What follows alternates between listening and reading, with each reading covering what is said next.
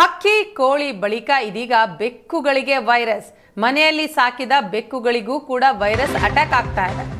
ರಾಯಚೂರು ಜಿಲ್ಲೆಯಾದ್ಯಂತ ಬೆಕ್ಕುಗಳಿಗೆ ವಿಚಿತ್ರ ಕಾಯಿಲೆ ಬಂದಿದೆ. ಬೆಕ್ಕುಗಳ ಮೇಲೆ 3 ತಳಿಯ ವೈರಸ್ ಏಕಕಾಲಕ್ಕೆ ದಾಳಿ ಮಾಡ್ತಾ ಇದೆ. ವಾಂತಿ, ಬೇದಿ, ಜ್ವರದಿಂದ ಬೆಕ್ಕುಗಳು ನರಳಾಡಿ ಸಾಯ್ತಾ ಇದ್ದಾವೆ. ಕಳೆದ 15 ದಿನಗಳಿಂದ ಬೆಕ್ಕುಗಳಿಗೆ ವೈರಸ್ ಅಟ್ಯಾಕ್ ಆಗ್ತಾ ಇದೆ.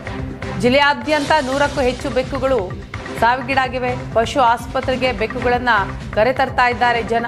ಚಿಕಿತ್ಸೆ ಕೊಟ್ಟರೂ ಕೂಡ ಚಿಕಿತ್ಸೆ ಫಲಕಾರಿಯಾಗದೆ ಬೆಕ್ಕುಗಳು ಮೃತಪಡ್ತಾ ಇದೆ. ಹಕ್ಕಿ ಕೋಳಿ ಜ್ವರದ ಬಳಿಕ ಈಗ ಬೆಕ್ಕುಗಳಿಗೆ ವೈರಸ್ ಅಟ್ಯಾಕ್ ಆಗ್ತಾ ಇರೋದು. ರಾಯಚೂರು ಜಿಲ್ಲೆಯಾದ್ಯಂತ ಬೆಕ್ಕುಗಳಿಗೆ ವಿಚಿತ್ರ ಕಾಯಿಲೆ ಹಬ್ಬುತ್ತಾ ಇದೆ. ಬೆಕ್ಕುಗಳ ಮೇಲೆ 3 ತಳಿಯ ವೈರಸ್ ಏಕಕಾಲಕ್ಕೆ ದಾಳಿ ಮಾಡ್ತಾ ಇದೆಯಂತೆ. ವಾಂತಿ, ಬೇದಿ, ಜ್ವರದಿಂದ ಬೆಕ್ಕುಗಳು ನರಳಾಡಿ ಸಾಯ್ತಾ ಇದ್ದಾವೆ.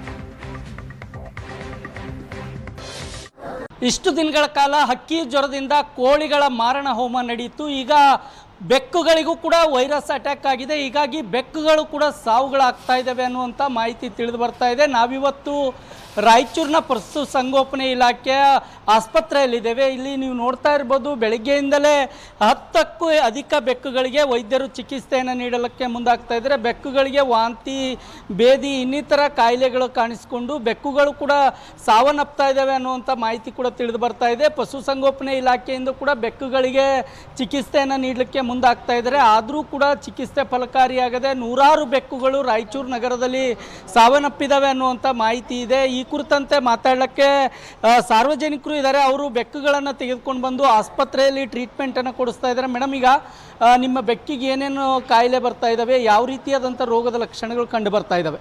ಸರ್, ಮೊನ್ನೆ ತುಂಬ ಜ್ವರ ಇತ್ತು ಸರ್. ಇವಾಗ ಸ್ವಲ್ಪ ಕಡಿಮೆ ಆಗಿದೆ. 1 ವೀಕಿಂದ ಜ್ವರ ಇದೆ. ಇವಾಗ ಮತ್ತೆ ವಾಂತಿ ಭೇದಿ ಆಗ್ತಾ ಇದೆ ಸರ್. ಅದಕ್ಕೆ ಏನೂ ತಿಂತಾ ಇಲ್ಲ, ಹಾಲು ಕುಡಿತಾ ಇಲ್ಲ, ನೀರು ಕುಡಿತಾ ಇಲ್ಲ. ಮೊನ್ನೆ ಸಜೆಸ್ಟ್ ಮಾಡಿದ್ರು ಡಾಕ್ಟರ್ ORS ಮತ್ತು ಇದು ಕೊಕೊನಟ್ ವಾಟರ್ ಕುಡಿಸಿ ಅಂತ ಅಂದು. ಅದನ್ನು ಫೋರ್ಸೆಬಲ್ ಹಾಕಿದ್ರು ಕುಡಿತಾ ಇದೆ. ಇಲ್ಲಾಂದ್ರೆ ಹಾಲು ಕೂಡ ಕುಡಿತಾ ಇಲ್ಲ. ಓಕೆ, ಈ ಕುರಿತಂತೆ ಮಾತಾಡಲಿಕ್ಕೆ ನನ್ನ ಜೊತೆ ಪಶು ಸಂಗೋಪನೆ ಇಲಾಖೆ ವೈದ್ಯರಿದ್ದಾರೆ. ಅವ್ರನ್ನೇ ಮಾತಾಡಿಸ್ತೀನಿ. ಸರ್, ಈಗ ಬೆಕ್ಕುಗಳಿಗೆ ಯಾವ ಕಾಯಿಲೆ ಕಂಡು ಬರ್ತಾ ಇದೆ? ಈಗ ಈ ವೈರಸ್ನಿಂದ ಏನೇನು ಪ್ರಾಬ್ಲಮ್ ಬೆಕ್ಕುಗಳು ಅನುಭವಿಸ್ತಾ ಇದ್ದಾವೆ? ಸರ್ ನಮಸ್ತೆ. ಬೇಸಿಕಲಿ ಫಿಲೈನ್ ಪ್ಯಾನ್ಲ್ಯೂಕೋಪೀನಿಯಾ ಅಂತ ವೈರಸ್ ಇದೆ. ಇದು ಏನು ಹೊಸದು ವೈರಸ್ ಅಲ್ಲ, it is a good old virus. Vaccine ಇದೆ. ಬಟ್ ಏನಾಗಿದೆ, due to lack of vaccination, ಬೆಕ್ಕಿರ್ತಾವಲ್ಲ, ಜಾಸ್ತಿ ಮಂದಿ ವ್ಯಾಕ್ಸಿನೇಷನ್ ಮಾಡ್ಕೊಡಂಗಿಲ್ಲ.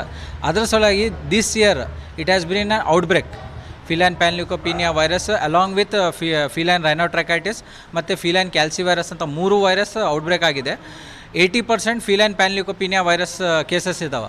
ಅದರಲ್ಲಿ ಏನಾಗುತ್ತೆ, ಸ್ಪೆಕ್ಟ್ರಮ್ ಆಫ್ ಸಿಮ್ಟಮ್ಸ್ ಇರ್ತಾವೆ. ಫಸ್ಟ್ ಸೆಟ್ನಲ್ಲಿ ಏನಾಗಿರುತ್ತೆ, ವಾಮಿಷನ್, ಡೈರಿಯಾ ಆಗುತ್ತೆ, ವಾಂತಿ, ಬೇದಿ ಇರುತ್ತೆ, ನಿಶಕ್ತಿ, ಲೆಥರ್ಜಿ, ಪೂರ್ತಿ ಡಿಹೈಡ್ರೇಷನ್ ಇರುತ್ತೆ.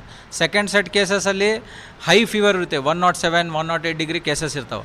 ಥರ್ಡ್ ಸೆಟ್ ಆಫ್ ಕೇಸ್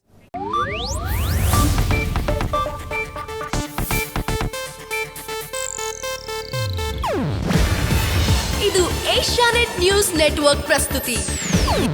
ನೀವು ನೋಡ್ತಿದ್ದೀರಾ ಏಷ್ಯಾನೆಟ್ ಸುವರ್ಣ ನ್ಯೂಸ್.